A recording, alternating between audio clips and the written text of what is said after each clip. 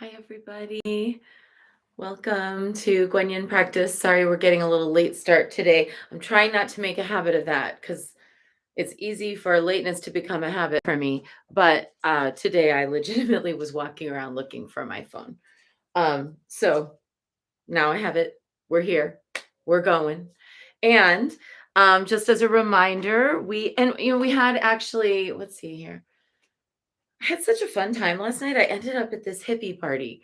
I don't know how it's actually like I guess it's kind of how you end up at a hippie party is like you're talking to a guy and then he says, "Oh, there's like a musical thing." And then you go, "Oh, cool." And then you go like, "Oh, I'm going to go to this drum jam," but then it's like a hippie party. It was like that. It was like amazing. It was so much fun. Morning. Hi, Christy. Hi, Kathleen. Hi, Janie. Good to see you. Good to be here with you. Hi, YouTube.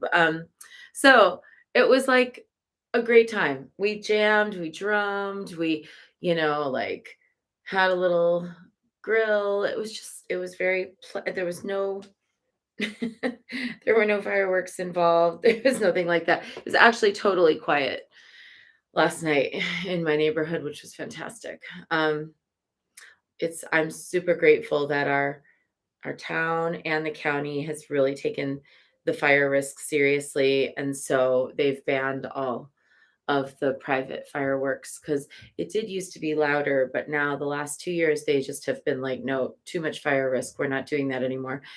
And it's great. Um, I have a friend who's up here seeking refuge now because she lives in the city and it's super loud. You know, the fireworks are super loud there. Um, okay, here we go. So that was last night. It was lovely. And the night before, we had a really beautiful full moon for Isis. Bunch of folks I haven't seen show up in person. It was so nice. Of course, we have like our regular folks who come, but then there were quite a few sisters who they just decided to pop in. They were like, "Oh, I'm coming for the first time," or "I'm coming, live. I usually watch it on replay." It's really nice. These are members of our temple. So it was just really good. I felt like and then, like, I met all these other new people. It's like this week of, like, new energy coming in. I don't know about you. Hi, Lola. Hi, Red Fox. It sounds like a blast, says Kathleen. Yeah, you get it. Um, and oh, hi, Arrow. Oh, good. And I just got a notification. Hi, Mona. Nice to see you. I've been thinking about you. Um, Yeah, it's just been like a week of good things. All right, so anyway, I'm blathering on, but we are here with the Witch Oracle. This is by Angie Sullins with art by Silas Tobal, and it's so far a really great deck. We're here today. I won't be here tomorrow. I'll probably be back on Friday. Actually, I should just really be honest and say, I'm here tomorrow. No, I'm here today. I'm not here tomorrow or Friday or Monday because tomorrow I'm going to be on a plane. Monday, I'm going to be on a plane. And Friday, where I'm staying, I'm just not sure if it would be appropriate for me to be making that much noise, to be honest. So I'll be away for a minute, but then I'll resume on Tuesday. So just so you know, the Witch deck is fantastic. It has all of these unique archetypes. One of the things I've been appreciating about some of the decks I've gotten recently, this being one of them, has been just this like very different approach. It's not like standard archetypes or tropes. There are some, classic elements here, but just the way that they look at things. The new artists of decks are, I don't know, there's some shift in perception that's happened. So we're going to chant to Baba Yaga, and then we're going to draw our card. We're honoring Baba Yaga. She's a multi layered kind of forest witch, but so much more. She is that churning of life, death, and rebirth in the Slavic traditions. And there's lots of different facets to her. We'll be examining those in my upcoming Baba Yaga's Daughters class, Matryoshka. If you want to join, there's still room. It's on the Mount Shasta Goddess Temple. Look for the mushroom. Morning, Theodora. Hi. So we're chanting to Baba Yaga and we're honoring that wild woman energy. Oh, it's just very relieving. I feel like as I get older, it's easier to dive into kind of a feeling of complacency, or it's not even quite that. It's almost just like habituation. I guess it makes sense because the longer you're doing something, the more habituated you become to it. So, habituation is the natural result of duration, right? So, as I get older, there's more duration. But I don't want to be like that. I don't want to just be somebody who's living from within the locus of my habits. I want to be aware in the moment of what's happening. So, Baba Yaga reminds us of that wildness, and she kind of gives us permission for that wildness. So, let's chant to her.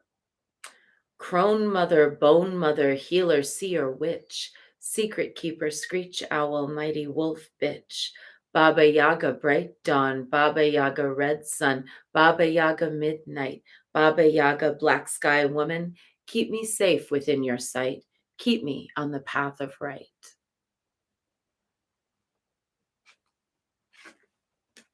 Our card today is the Judge.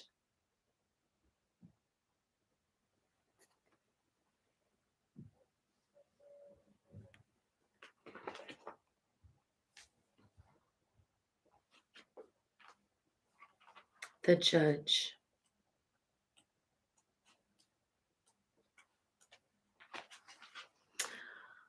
She is the mistress of her own power, and she lives in you. Now is the time to call on her. Her message is trust yourself. There is no source outside your sacred self that can make decisions or choices for you. Your feelings, convictions, experiences, and inner knowing are enough. The judge asks you right now, who is the ultimate judge of your worth and your well being? Is it a spouse, your kids, a boss, a friend, a lover, a family member? Is it a project, a deadline, an expectation? Is it a church, a school, or other organization? Is it an old belief, a handed down, outdated thought? What were we just talking about? In a society, is it a society that demands your conformity? Well, I don't really live in that one anymore, but I do understand that some people feel that pressure. And I do really feel like it's important for us to live our eccentricity, as I mentioned in yesterday's broadcast. A witch knows that the ultimate authority is herself, and therefore she devotes a significant amount of energy to listening, tending, and growing her relationship with that self.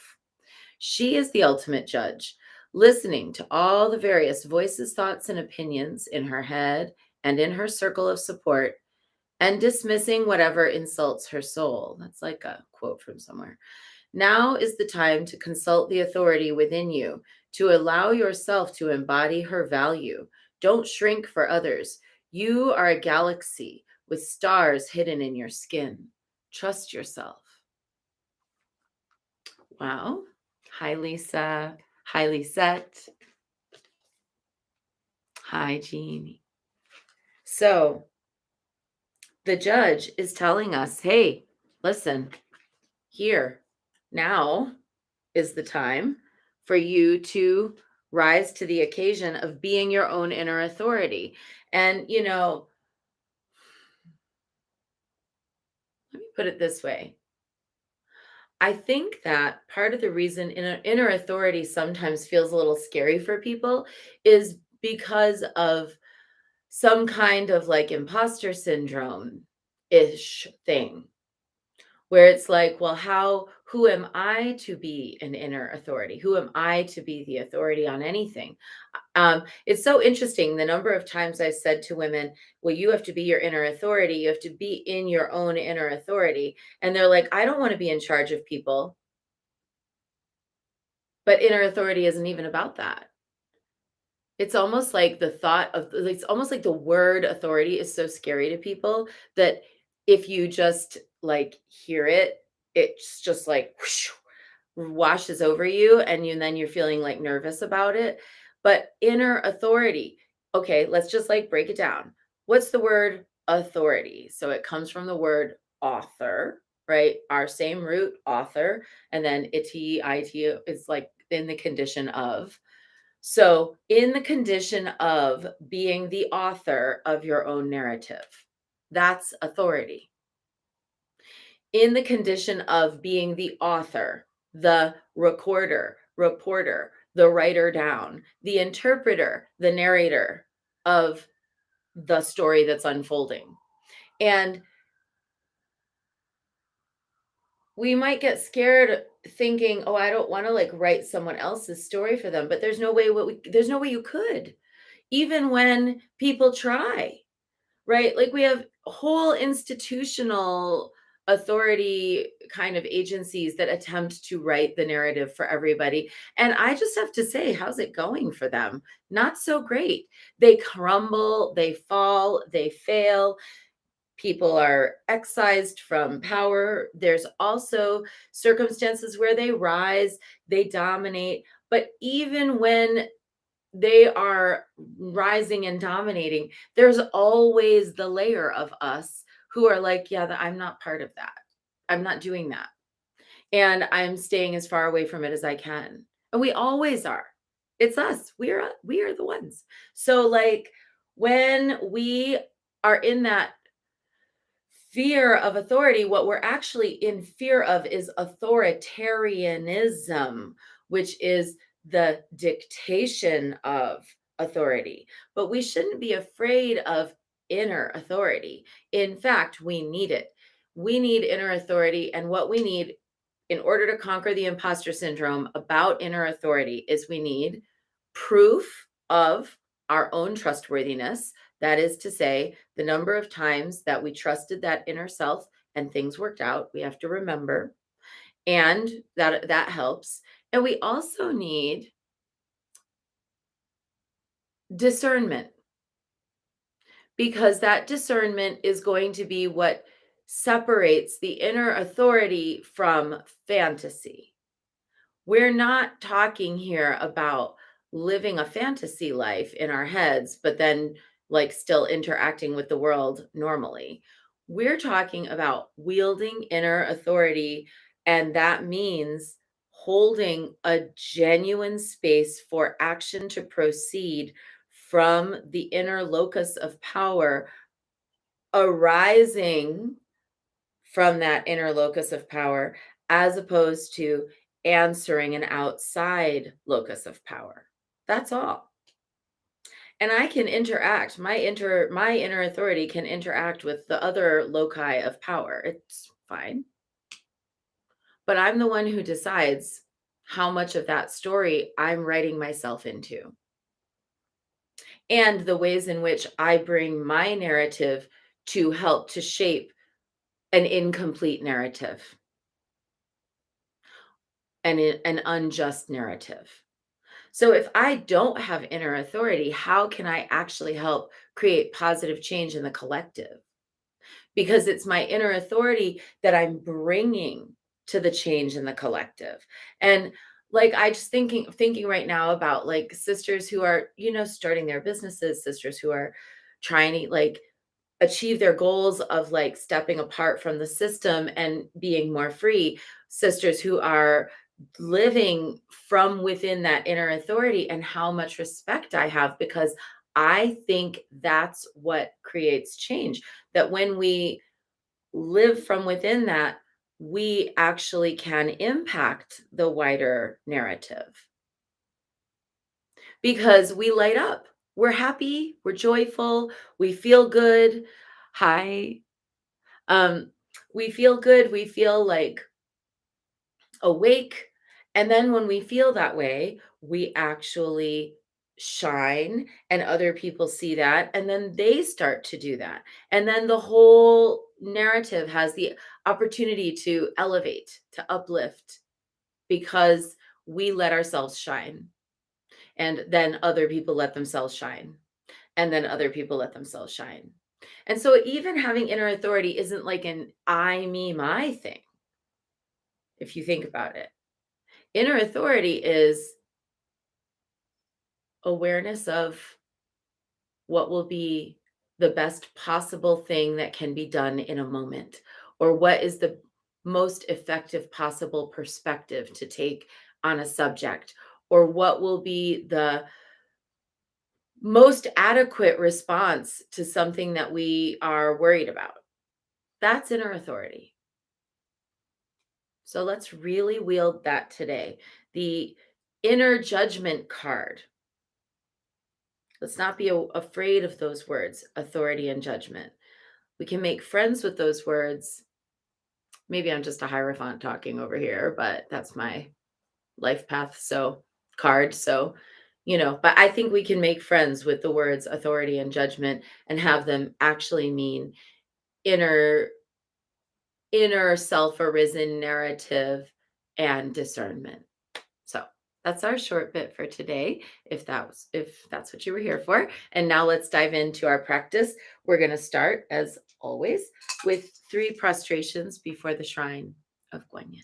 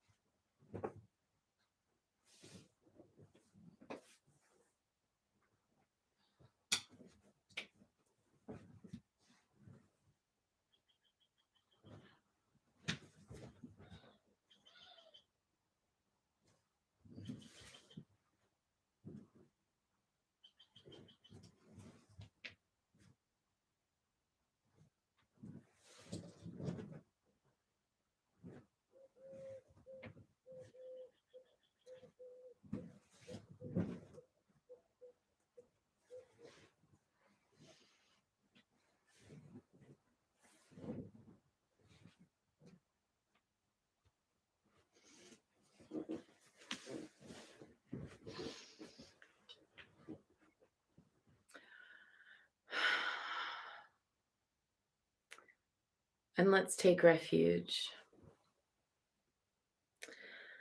Namo Guru Be. I take refuge in the inner teacher. Namo Buddhaye. I take refuge in the great mother of compassion. Namo Dharmaye. I take refuge in the wisdom of the ages. Namo Sanghaye. I take refuge in the community of practitioners. And let's set our intention, a person, place, situation, or circumstance that will benefit from today's practice. So, yesterday, my 2 little furry faces, 2 of the kittens that I've had and been fostering, went to their new home with a lovely woman. And that means I have 2 more to find homes for. So, I'd like to ask everyone's help and assistance in sending energy for the little gray and the little black and white kittens to find their perfect home. They are extremely sweet. They're very hand socialized. They are very motivated by cuddles, and I feel like they're going to make perfect cats for people. So, sending up that energy and also for anyone who's suffering or struggling.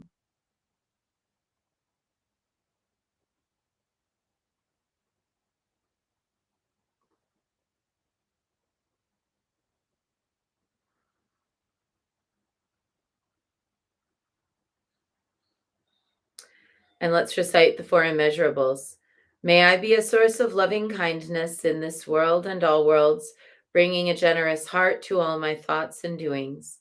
May I be a vehicle of compassion in this world and all worlds, ever mindful and aware of the tremendous suffering of others.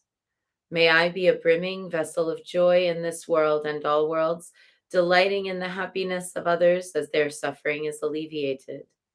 May I be a balance point of equanimity in this world and all worlds, seeing all as equals and all as deserving of goodness. Let's make our offerings.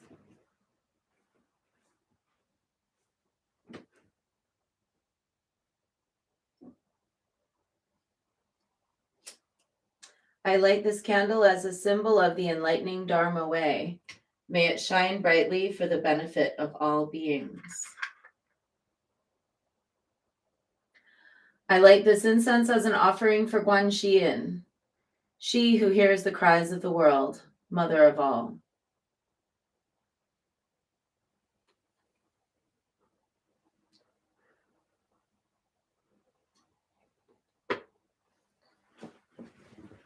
No water bowls today. I'm letting them dry out since I'm leaving tonight for my flight tomorrow early. And let's make these offerings consecrated. Reverently, I prostrate with my body, speech, and mind and present every type of offering, actual and virtual. I confess all my destructive actions accumulated since beginningless time and rejoice in the meditation of all holy and ordinary beings. Please, Guan Yin, remain until the end of samsaric existence and turn the wheel of Dharma for sentient beings. I dedicate my own merits and those of others to the great enlightenment. 108 recitations of Namo Guan Yin Pusa. Remember, we're not counting these. This is just to awaken her consciousness, her view, her tenderness, her compassion, her tsewa in our hearts.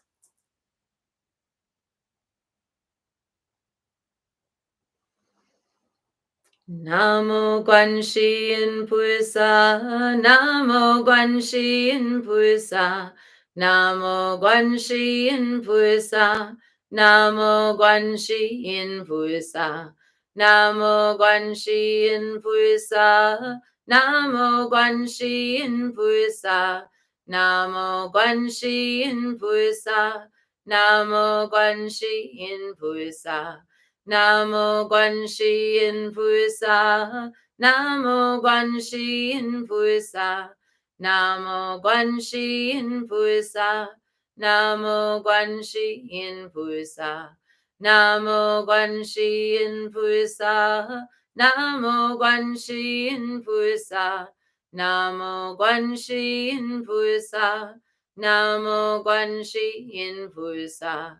Namo Guan Yin Pusa, Namo Guan Yin Pusa, Namo Guan Yin Pusa, Namo Guan Yin Pusa, Namo